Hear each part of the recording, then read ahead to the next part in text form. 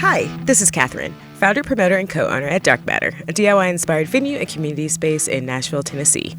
On this episode of Dark Matter Radio, I'm going to be talking with Bliss Cortez, Nashville Story Slam producer, and saver of trash plants, their mutual aid project. We break down what the Moth is all about and how you can tune in, along with a few plant rescue tips. It's the top of the show, so let's get started with Fetish by Peachy.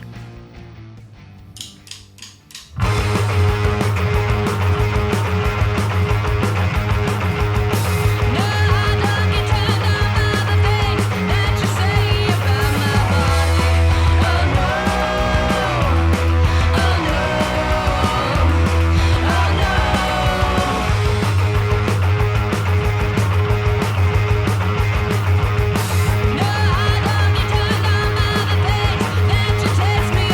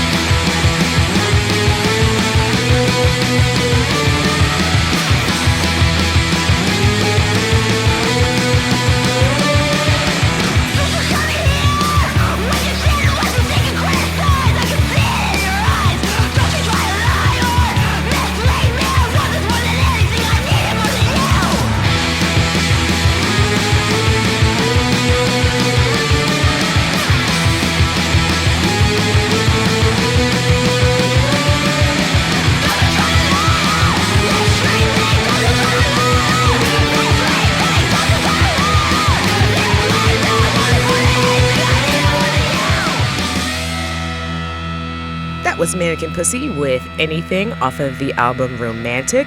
We had Yukons from Atlanta with Red Flag. Before that was Isle by Marbled Eye off of their Leisure LP. And we started everything off with Fetish by Peachy. Right now, we sit down with Bliss and talk about their time with the Moth.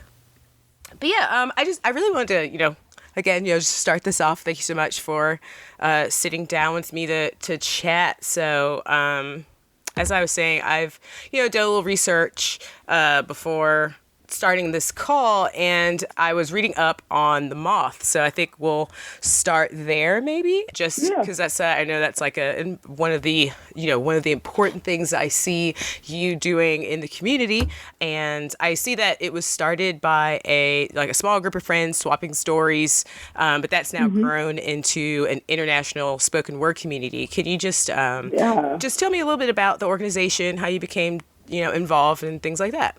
Absolutely. So the Moth it's incredible. It has been around for a long time now. If I remember correctly, it's been about 30 years or so. Okay, yeah. And it just started out with a group of friends. And now there are shows in, all different states, multiple cities, all over the world. They have a podcast. There's a couple books. They have just such a wide audience, and for a really long time. And also it was played on NPR too, so of course there's a following. Yeah, exactly. So for me, I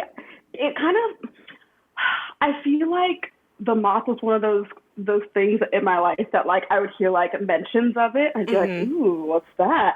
Oh, okay, maybe I'll get back to that. Okay. And then life, and then I work at a bunch of quite a few different art spaces here in Nashville, and for a long time. And I was at Oz, which is on the west side of town, and amazing shows there. And I've been with them since they started it into the art space that it is now, because it used to be a cigar warehouse. Yeah. And they did all the things, got that switched over, and now it's a beautiful art space, and there's been incredible shows. So there's shows that you wouldn't see unless you were in New York or in London and stuff like that. So I was working at Oz, and I've been with them for about 7, maybe 8 years now. And one of the folks that I worked with was running the event staff, and she got a hold of me, and she's like, Bliss, I saw this thing, and I just feel like this is so you. This is you. And I was like, okay, well, let me check this out. And so, I was looking through it, and I was like, okay, the Moth, let's see what this is about. Okay, NPR, all right. And then so I was like, so if it's got a long following as NPR, and it has a long-standing podcast and everything, I wonder how much of that means that the audience is more, white and the tending towards the NPR older liberal crowd. Yeah. You know what I'm saying? So I was like, okay, so that's cool, but also that is a lot of, whiteness, and also there's a lot of performative white allyship and that. So, I was like, okay, so they have this audience. That's cool. They've had some really incredible storytellers. They've done some wonderful things. Just because I've been in Nashville for over a decade, and being obviously Black as hell, Latinx, non-binary, queer over here, people are gonna I don't. there's definitely parts of town where I don't really go over, because I'm like, oh, I feel like I'm going to get arrested because all these white people staring at me, or I'm getting followed anyway. So it's a whole thing. And so when I'm looking into a job, I really look into the history and who created it and who those friends were, and, having to prepare myself because, not being a white person in Nashville makes it really difficult to know what I'm going to jump into, It's very true. Along the lines, especially of employment, when you end up being in a situation, you're like, whoa. You're like, I didn't know that the managerial staff was like this. Right. And by that time you're deep, you're depending on that paycheck, and then you're just stuck in a corner, and you have to make that hard decision all the fucking time. Yeah. And so for me, I was like, okay, the Moth, looking into this audience, looking into the history, doing all of the searches, and be like, okay, cool. So then going into like applying for it, sent my little cover letter, sent my little resume, and then I was like, here's what I do. And, at that time, I was working at a music label here in town that I was not feeling. Yeah. And very, very white. And so I was feeling really lonely at the time. So, like, I started a group on Facebook, a little Facebook group called Cutie Pop Nashville.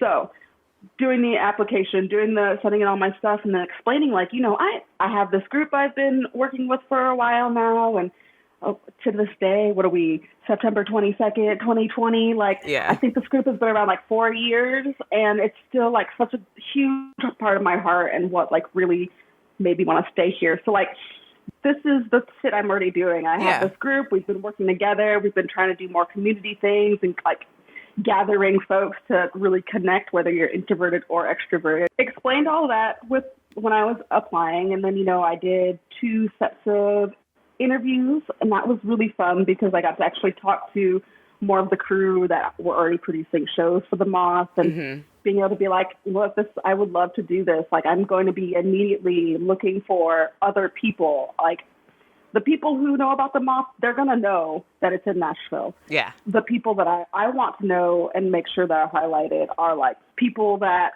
don't have the opportunity or a platform like that. So then, explaining more of like why I wanted to do it. And, I think they said I've been with the Moth now for about 3 years. And if I remember correctly, I think they said they interviewed about 40 people. Okay. In Nashville? And for the Nashville producer. And then I was like, well, then y'all picked me. So that being just fucking thrilling, because then I could set up these shows, and they're monthly. So being able to set up like a venue space and advertise and really push toward the like groups that I follow, like the groups that I follow, the groups that I'm in that are like, we have such fucking talented people in Nashville. I guess on that, talking about bringing people in, having them tell their stories. So the basis of the Moth, it's poetry, spoken word. Yeah. Had you previously had experience in that sort of, in that genre of storytelling before? Not as much. So the Moth does, it's like a 5-minute story, and like every month there's a different theme. So people can just come up, no props, no things written down. You don't have to have it memorized, but more trying to remind people like the natural like sharing of stories, And so like before that, I didn't have as much experience putting on a show like that in particular, but I was working with like T-Pack and Oz. Yeah. And, a couple other spots around town and working on live shows. So I had experience in all of the behind the scenes type things. Yes. And all of it was very natural of what I was already working on in every aspect of like my interests in Nashville. So I felt like it flowed really well. And so for me, when I set up the shows, like I immediately was looking for Black and brown humans, queer humans, and I was like, I want y'all here first. I want to see, melanin up on the stage. So it's been really wonderful because it's like, yes, we got melanin up here. We got like, y'all tell your crew, come tell stories, and like we can keep going out from there. And it's like I really meant from like the core of it to like make sure that everyone on the crew was, someone who was going to be able to support. I also am like very stuck on wanting to make sure that the people that are in the show are actually being highlighted. Yeah. And stuff. I was going to actually ask about that. I was, looking around on the website, and I'm looking at the producers they have, and they have so many, and there's global producers, and so it's everywhere. And how much do you think that the Moth is hands off with each individual cluster doing what they feel is good for their community that they're trying to grow? Do they have a lot of say over a lot of things? Or, because like you were saying, you want to highlight those people who are generally marginalized, disenfranchised, those voices. Do you think that that's a strong need from the Moth itself, or does that come from within yourself? Because I know that the Moth is there to have people tell stories, like any kind of person tell a story, but I do know that you focus on the voices that are unheard. Do you think that mostly comes from you or them? That is a combination, but it's definitely a majority of me doing that and me doing it on my own time. Yeah. Because I have like the different groups I can reach out to and the different folks that I can just like send the info to straight off and be like, here, you do this, or like if you want to do this, the space is for you. Or also like if your boy, if your cousin, if you know someone, like here's this. And so I put in the extra hours to design banners to make sure that our hosts are the one that's on it and all the information, and making sure that I get some of that like B footage and like photos and stuff from like our videographer, which is Finley by Basil. They've been able to be my videographer, I'm pretty sure, since like the second month, so almost 3 years now. Okay. And they really hear me out when I'm just like, hey, make sure to get like some extra shots, it's melanated people, make sure that's balanced, and they're really fucking good at doing that. Yeah. I don't like.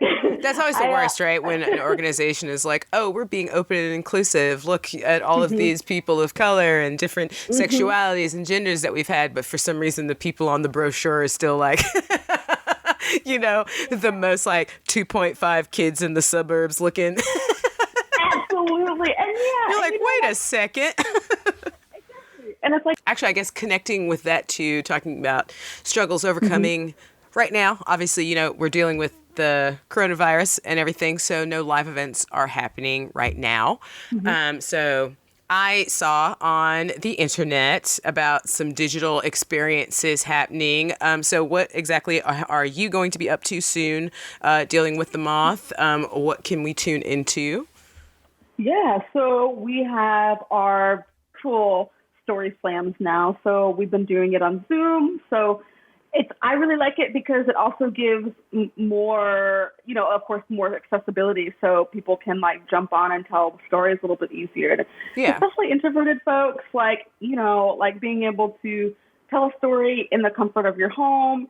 And then like, if you want to jump back off camera, fucking do it. If you want to like call it a night, cool. Like, if you want to curl up with your cat, fantastic. Me too. That's what I'm doing. Like, yeah. It's a lot less pressure. The stage fright level is going to go down, Yeah, absolutely. So, our next one is going to be October 6th. So that's, again, going to be, it's going to be on Zoom. And it's the virtual doors, open at 7:15. Nice. Starts at 7:30. I really like this format because it throws me back of like being able to like, having those late, like I am in people like in the middle of the night. It gives me those feels like being in the chat room and shit. And so like you can just pop on there and you're just like, hey, what's up? Here's me and my plants and here's my cat. And like, if you want to tell a story, jump on in here. And it feels really cool. And I definitely get like Zoom fatigue. But I like this one because, again, you're in your own space and then you can just pop off and call it a night. And also the way that it's set up and the way that, the audience is and like the way that we put on the show, it definitely feels like, it's okay if there's technical difficulties. I feel like that's a big thing people like are so panicked about during virtual shows. Yeah, it's like, if there's a glitch, there's a glitch, everyone. Right. And like, I just remind people, I'm like, technology is a thing, it's okay. But the reason that, like, the same reason that we're having glitches is the same reason that we can connect. So it's fine. Yeah. Like, me and Melissa are so good at just rolling with it, and we'll just sit and giggle for a second, wait for it to connect again, and we're like, all right, let's keep going. And how can people get involved? Like, how do they just come to the Zoom and they can tell their stories? Is there a sign up? Like, how exactly have you been working that out? Yeah, so if you go on the Moth and you look up, it's themoth.org, you can go on there and you can pull up like Nashville shows, and they'll take you to a link to Eventbrite. So we've switched to Eventbrite so that you can also be able to sign up as a storyteller or to be in the audience. And then that way, if you're a storyteller, there's like another line or so. And then if you're not, then it just differentiates that for us. Okay. So you can just get tickets ahead of time, and it's the same thing. And it's everyone. If you get a ticket, it's for the household because we want you to hang out with the family. Yeah. So there's that, and yeah, you can just pop on the moth.org, or if you want to see me laughing about things and posting about shit too, and you're on Facebook, I do still run. The only reason I'm really still on Facebook is for Beauty Path Nashville and for the Moth, because I have like a group for that. It's the Moth in Nashville, and that's the Facebook group. And then I'll post the events and all the links and then give all the details and stuff. So it depends on how you want to receive the info. Also, if you follow me on as Blissful Stupor on Instagram, I post all the things that I do because I do the Moth. I run like a mutual aid group, and I do like workshops and all of the things. Yeah.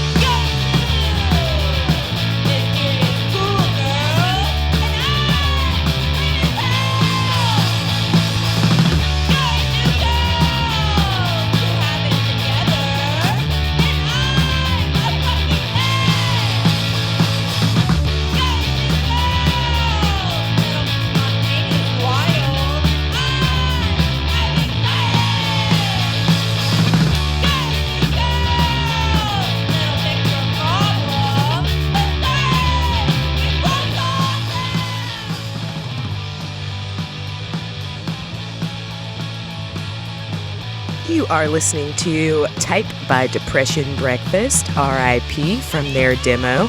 Before that, we had Maze with Spread the Germicide from their tour tape from 2019. Before that, we had a band Donors with the song Top off of one of their self-titled releases. Before that was Seance by Raygun off of their recent self-titled release. And then we started off with Subhuman by Tuffy. Bliss and I dig deep on plant talk, so stick around. You just mentioned you were just talking about the mutual aid. I think that was literally my next question. I was going to talk to you about the trash plants. Yes. So your project with Bliss and the Trash Plants. So you're repurposing plants, making some forever homes for those green friends of ours to create grocery and essential kits. So what inspired you to go this route, I guess? I'm like a person who I guess is just so not a green thumb that I always, anytime somebody is super into plants, I like ask them a bunch of questions. So I'm just like, yeah, just give me some, info on that. I was more inspired by it more because I really love having greenery around me. But the thing is when I was going to get a plant, it'd be like, oh, it's a tree. It's like this little like treat for myself. And yeah, you have to do like the like talking yourself through it. Yeah, it's a treat for myself. And this plant is like this size and blah, blah, blah. So $30. Okay, let's do it. And, but I wasn't, I don't know. The way I've thought about it more is like, it felt more like I was keeping the plant alive to like save my money. Yeah. Than like because I wanted to enjoy the plant. Like the pressure shifted. And like now I'm responsible for you.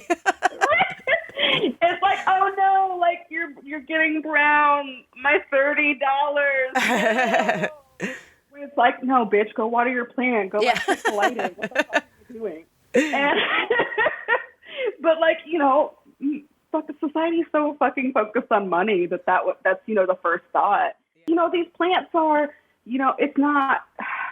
it's just, they have the money and some, of them are getting paid, like getting money from their parents, all this shit, all these resources I do not have. Yes. It is me, myself, me. Yeah. And my partner, and my cats aren't fucking making any money. They never make any money.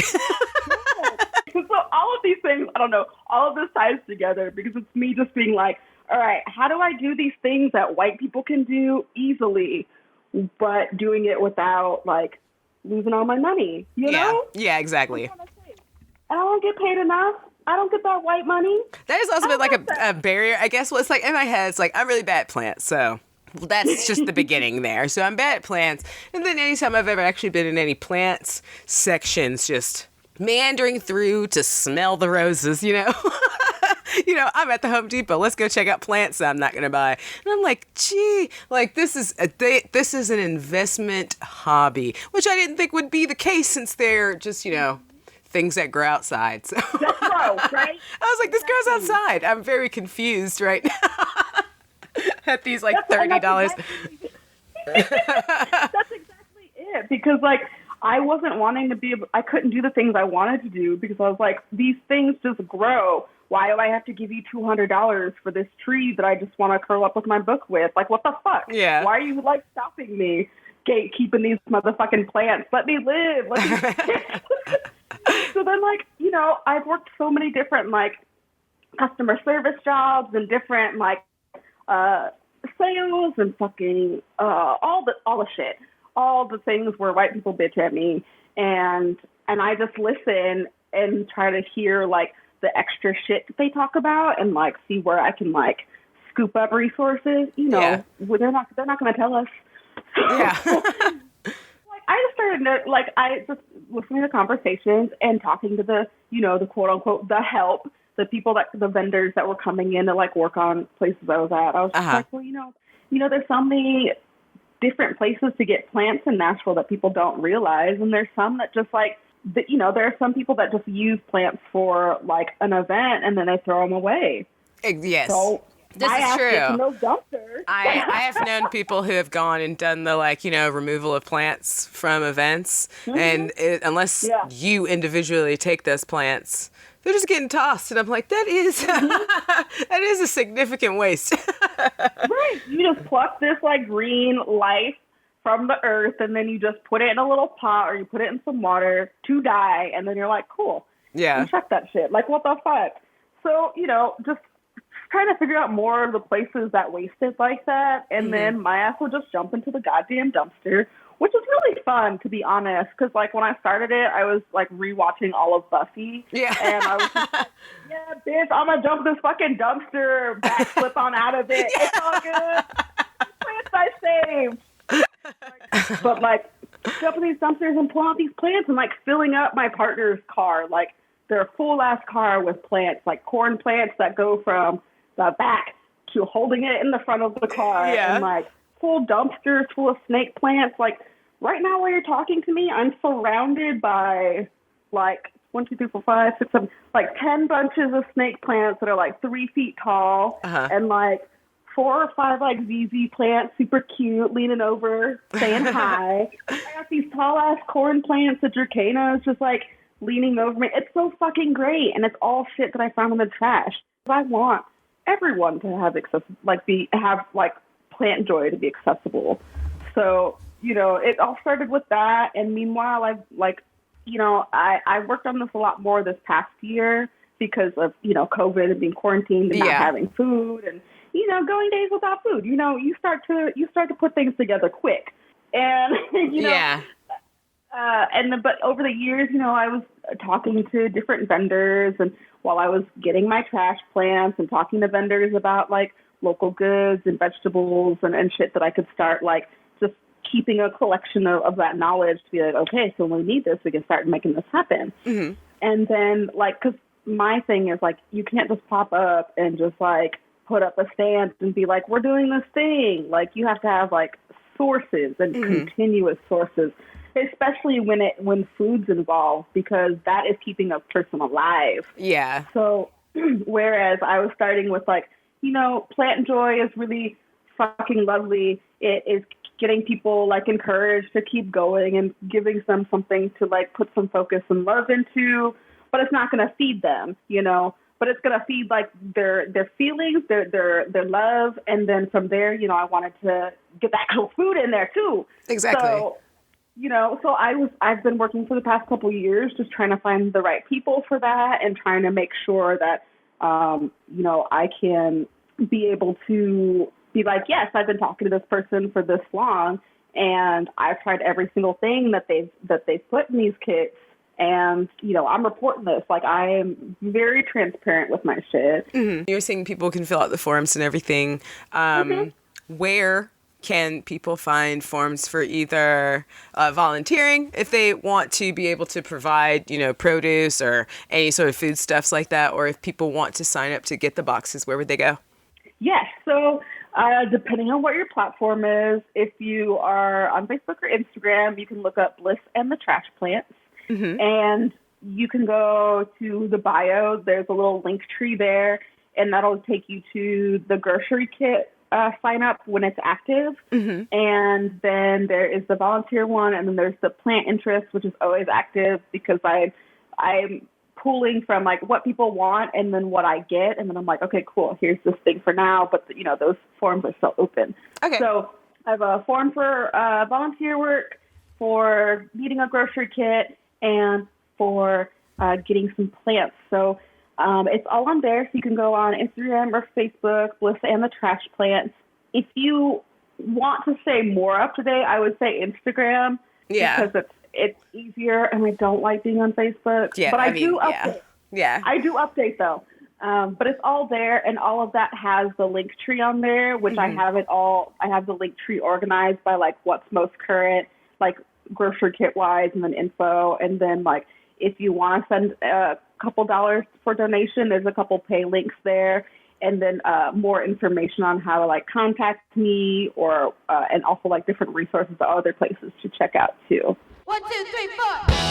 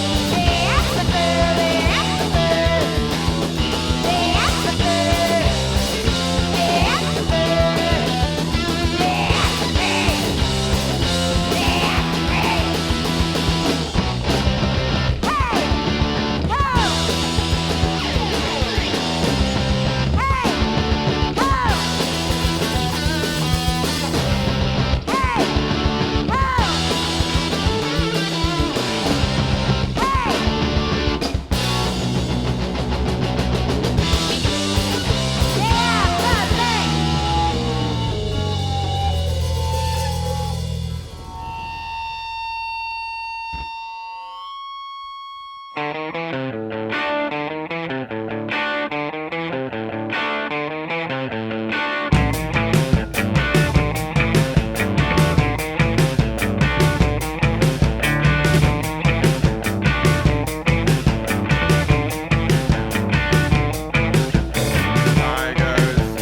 dogs, kitty cats, frogs, foxes,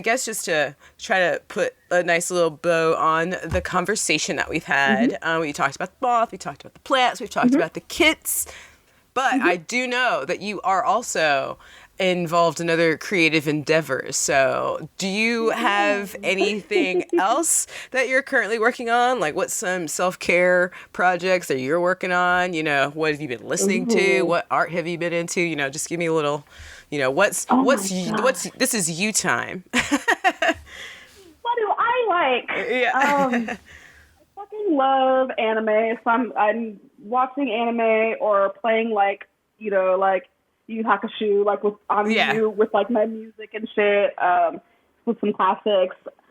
Let's see, what do I do? So I like to repot my plants. So I'd like to hang out and like watch something and do that, or watch a lot of anime. But I'm working on these projects and just enjoying some like cheesy stuff and trying to get myself to cook some more. I'm getting there, but the focus really, it's hard. Yeah. But like the focus has really been trash plants because, you know, I didn't have food. I know my friends didn't have food. So I was like, I'm putting like everything into this. Yeah. Because we got to eat. Exactly. Right. We got to eat. I think that's that's something that we could all feel, all learn from. A lot of people have never had that experience of having to even think about that. So if you want to do any sort of help right now, definitely check out Bliss's projects over at Bliss in the Trash Plants. If you have anything to donate, if you want to donate your cash, that also is wonderful. Green for green. People need to be able, you know, to make these things work. People do need to be able, you know, to also survive while being able to help other people. You know, a lot of people forget. So, but yeah, I just really want to thank you so much for sitting down and talking with me. So yeah, we'll definitely keep tuned on everything you're doing. I know we've been definitely trying to do some cross posting of different mutual aid efforts along with the, you know, like the free store and the fridges and what you're doing. So we'll keep everybody informed on our Instagram and double posting on Facebook. That's how we use our Facebook. We just post whatever we post on Instagram. We just post it on Facebook and we're like, that's you got it. In the last segment, you heard Redactor with the song Terri off of their demo tape from 2017. We had Patti with Animals, and we started off with M80 from their Apathy demo with the self-titled track. Huge thanks goes out to Bliss for popping in. To stay up with their mutual aid efforts, check out their Instagram, Bliss and the Trash Plants. Keep up with Dark Matter and the Nashville Free Store at Dark Matter Collective and Nashville Free Store on Instagram. And check out our Patreon at patreon.com/Dark Matter Collective. Thanks for listening and see you soon.